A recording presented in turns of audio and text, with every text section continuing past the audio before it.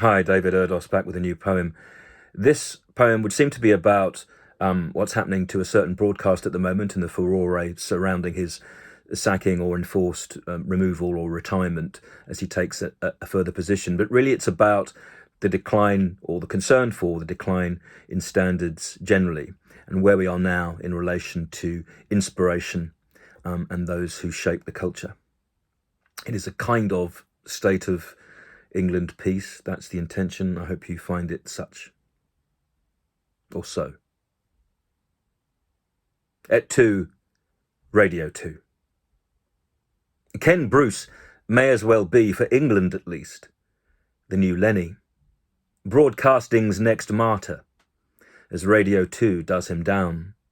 For like the great Lenny Bruce with the cops in those wildcat days of the 60s, today's roaring 20s have rolled him not from a jazz age, but to a seemingly crumbling position where even the softest rock crushes crowns. As a Scot, the old shade of Robert the Bruce will remind him that bravery under fire, duress or here firing, is another phoenix-like call to sift and stir ancient ashes and claim the air now unburdened of a corporate claim on each wing. They want a younger audience, Kenneth says, and so it has been decided to exchange scythe and needle for someone already content with their plate as an imagined audience rush like dogs at the gate for Pop's post-they, and where woke in the morning has less awareness than my time. In the light of this shift, even wisdom cannot quite compensate. We're putting them all out to pasture right now, by which I don't just mean broadcasters. Society's view on age, says him aging, is a death sentence scored on the face. And while that may be so in every line or change, there's a lesson to which the young of mind should now listen. The new is a nudging.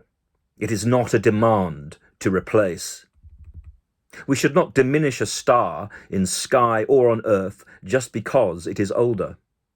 Will the Rolling Stones stoop without Charlie, or will Start Me Up still revive? An 80-year-old McCartney will tour.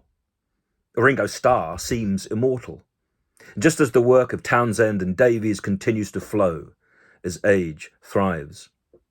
Weller and Springsteen strum on, as the beautiful Duran Duran start to resemble the mums of the girls who once loved them, and Damon Albarn, a generation along, is prettier still than most women, while he remains king of song.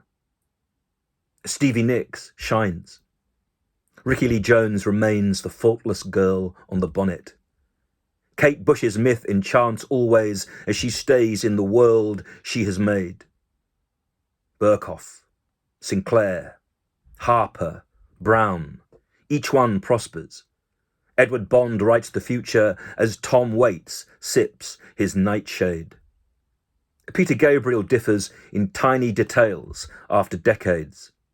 Sting's skin bears time's traces, and yet now the beautiful Linda Ronstadt can't sing. Parkinson's holds her hands.